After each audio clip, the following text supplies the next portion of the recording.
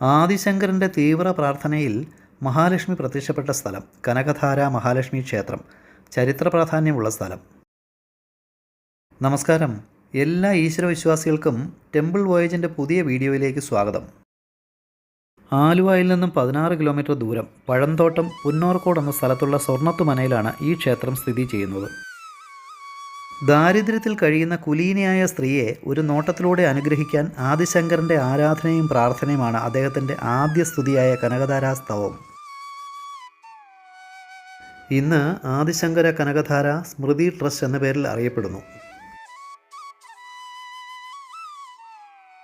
ഇത് കണ്ടോ, എല്ലാ നക്ഷത്രക്കാരുടെയും വൃക്ഷങ്ങൾ ഇവിടെ പ്രത്യേകം സംരക്ഷിച്ചു വരുന്നു. ഐതിഹ്യം ഇങ്ങനെ: ഗുരുകുല സമ്പ്രദായത്തിൽ എല്ലാ വിദ്യാർത്ഥികളും സമീപഗ്രഹങ്ങളിൽ നിന്നും ഭിക്ഷയായി ഭക്ഷണം തേടി അവർക്ക് ലഭിക്കുന്നത് സഹപാഠികളുമായും ആചാര്യന്മാരുമായും പങ്കിടുകയും ചെയ്തിരുന്നു. ഒരു ദ്വാദശി ദിനത്തിൽ ഭിക്ഷ തേടുക എന്നത് ആദിശങ്കരൻ്റെ ഊഴമായിരുന്നു. വീടുകൾ തോറും ഭിക്ഷയാചിച്ചു പോകുമ്പോൾ ഒരു കുടിലിൽ ഐശ്വര്യമുള്ള മുഖത്തോടു കൂടിയ ഒരു സ്ത്രീയെ കണ്ടു. ആദിശങ്കരൻ ആ സ്ത്രീയെ ഇങ്ങനെ അഭിസംബോധന ചെയ്ത് ഭിക്ഷയാചിച്ചു: അല്ലയോ മാതാവേ, ദയവായി ദാനം നൽകുക. ആദിശങ്കരൻ്റെ തേജസ്സിലും പ്രഭയിലും ആകൃഷ്ടയായ ആ സ്ത്രീക്ക് ദാരിദ്ര്യം മൂലം ഒന്നും നൽകാൻ സാധിച്ചില്ല. എങ്കിലും ആദിശങ്കരനെ വെറും കൈയോടെ അയക്കാൻ മനസ്സ് വരാതെ സൂക്ഷിച്ചു വെച്ചിരുന്ന കുറേ ഉണങ്ങിയ നെല്ലിക്ക ആദിശങ്കരൻ സ്വീകരിക്കുമോ എന്ന അർത്ഥമനസ്സോടെ ഭിക്ഷ നൽകാൻ തീരുമാനിക്കുന്നു. അവരുടെ ദയനീയമായ പരിതാപകരമായ അവസ്ഥ ശ്രദ്ധിച്ച ശങ്കരൻ സമ്പത്തിൻ്റെ ദേവതയായ മഹാലക്ഷ്മിയെ ആത്മാർത്ഥമായ പ്രാർത്ഥനയിലൂടെ ആകർഷിക്കാൻ തീരുമാനിച്ചു.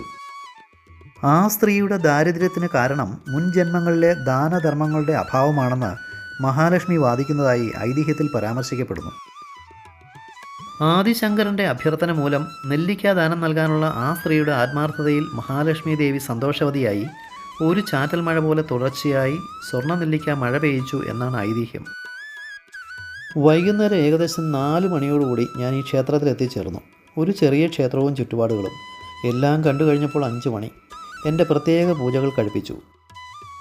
മഹാലക്ഷ്മി ദേവി പ്രത്യക്ഷപ്പെട്ട് സ്വർണ്ണ നെല്ലിക്ക പെയ്ത സ്ഥലമായതിനാൽ ക്ഷേത്രത്തിന് കനകധാര മഹാലക്ഷ്മി ക്ഷേത്രം എന്ന പേരുണ്ടായി.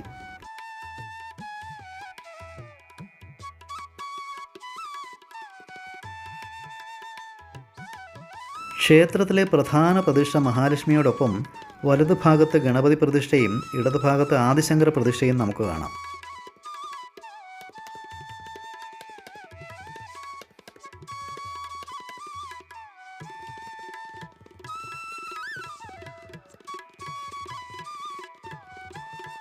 ഇനി മടങ്ങാം.